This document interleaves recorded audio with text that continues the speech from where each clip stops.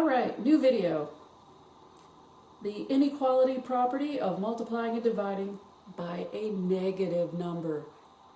These deserve their own video because this is the most confusing one of the inequality properties.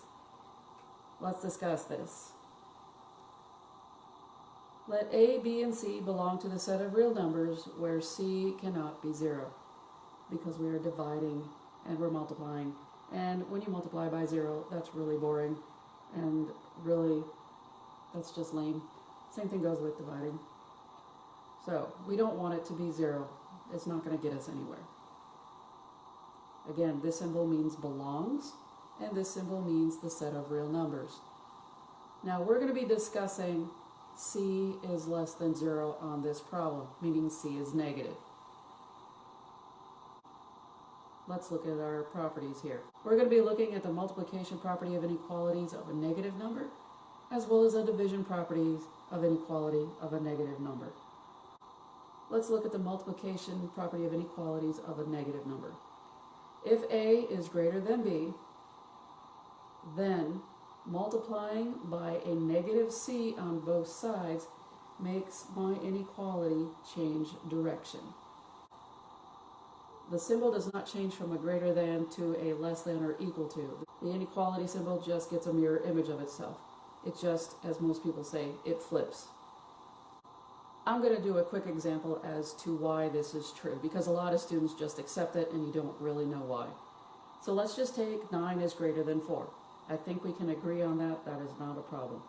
If I multiply both sides by, let's say, a negative 2, and it doesn't matter, and again, we want to find out what happens to our inequality symbol. 9 times a negative 2 is a negative 18. We've got to figure out our inequality symbol in here. And we have a negative 8. The only way to make this problem true is not to keep the sign. Again, if I keep the sign, this is false. The number closest to 0 is larger. This is the larger number, and this is the smaller number because it is further away from 0 when it comes to negatives in mathematics. The only way to make this inequality true is to take your symbol, but make it change direction. Now this is true. The larger number is now greater than the smaller number, or reading it the other way, negative 18 is less than negative 8. So the reason we switch it is to make this true, not because it's like some stroke of genius and just 'cause. That's the reason behind it. We need to make a true statement. To make it true, the inequality symbol has to change direction. And now back to our regularly scheduled program. Let's look at our division property of inequalities of a negative number. If A is greater than B, and I divide by a negative number, my inequality changes direction. So hopefully that explains why this works. What we did on the multiplication as far as that little interlude explains also the division property as well. We have to make this a true statement. The smaller number in the beginning is now the larger number when it comes to negatives. Negatives are funky. But this is our property and this is what we have to deal with. Let's do some examples. Just a quick note, and I've been saying it over for a little bit in this video, when we multiply or divide by a negative number, the given inequality symbol changes direction. The given one, don't make it change to a different symbol, just make it flip. Let's look at this new example. We have y over negative 3 is less than or equal to 2. If you have a fraction, make everything a fraction. And I'm going to split this up. What is really going on here? This is really saying 1 over negative 3 times y is less than or equal to 2 over 1.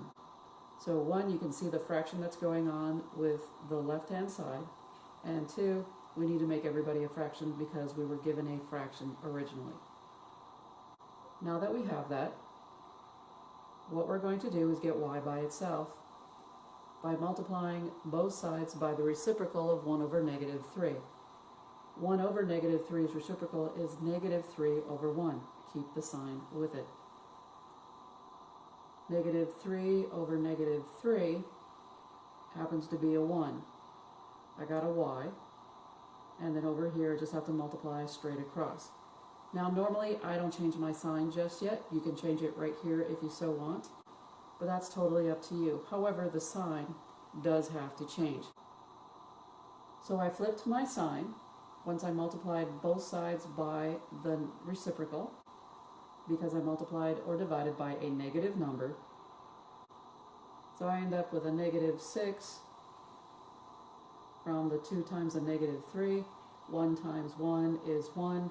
But if it's negative 6 over 1, we just write that as negative 6. So did my sign change? Yes. Did I simplify my right-hand side? Yes. Simplified the left-hand side? We're good to go. Put my negative 6 on my graph, put my test points on, and from here we're going to do this mentally. Is 100 greater than a negative 6? The answer to that is true. If I plug in the negative, and you need to see it, which is fine, is negative 100 greater than or equal to negative 6? Again, the number when it comes to negatives, okay, the one number that is closest to 0 is the largest number in math. The one that's furthest away is the smaller number. Can a smaller number be bigger than a large number? No, that's false.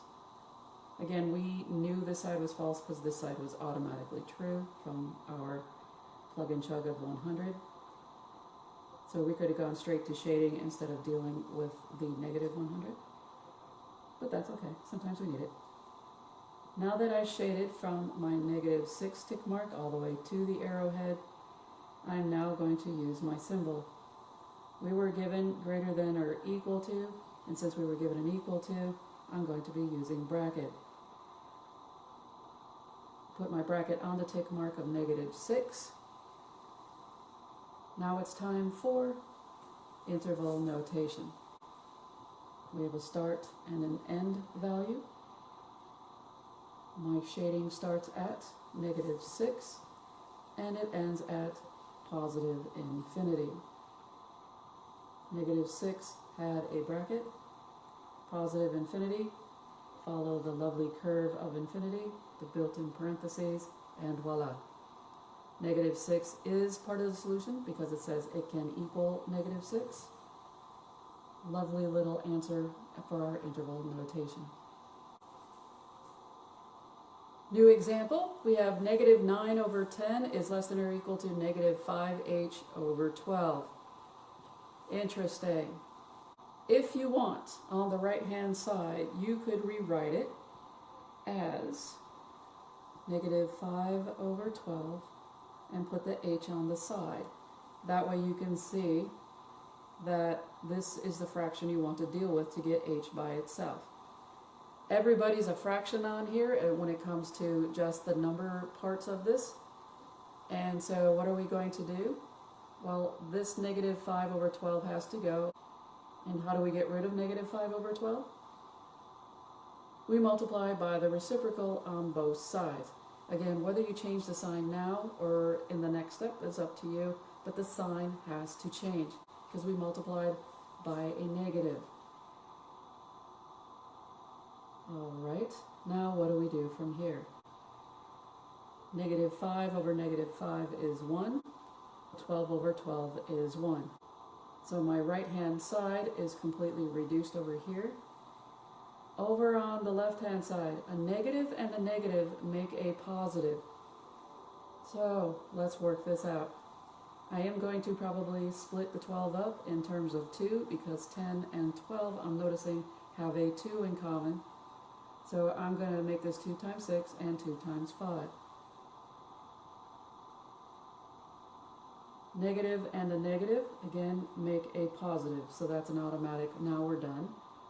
12 is 2 times 6, 10 is 2 times 5. Get rid of the 2's. This is a 6. I can't reduce anything down below. There's no 6's down below, there's no 3's down below, and there's no 5's up on top. Notice my sign changed direction. Again, you could have changed direction up here. Depends upon the flavor of the month how you want to do it. What we're now going to do, since I've completely reduced the left-hand side, is to multiply straight across. This is 6 times 9, and on the bottom is 5 times 5. 6 times 9 is 54. 5 times 5 is 25. I cannot reduce this. How do I know? Because I completely reduced it in the step above. Therefore, there's nothing I can do on this problem. This is now complete. What we're going to do from here is graph it. 54 over 25 is right here. If you want to think of this as the number 2, if you want to do a mixed number, that's fine. It really doesn't matter. The fact is that when in doubt, it's really close to 0, but if you want to say 2, you can do that as well. So 54 over 25, if you want to say 2, is 2 greater than 100? And the answer to that is false. If this side is false, then this side has to be true. Can 54 over 25 be greater than a negative 100? Can a positive be greater than a negative? Yes, so that's true. So if you wanted a quick check, there you go. Shade your true side, la la la, to the arrow. Shade up to shade up to your number. We're good to go.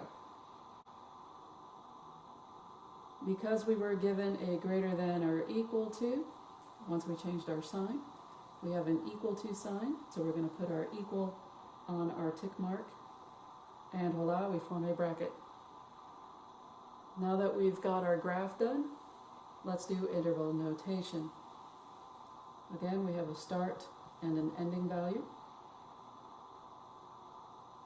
Where does my shading start at? Again, starting on the left-hand side, boom, it starts here at what's called negative infinity, and it ends at 54 over 25. 54 over 25 has a bracket on it, and the negative infinity has a built-in parentheses. Good to go. This is our answer to this inequality. 54 over 25 is part of the solution because, like we said, it can equal that number.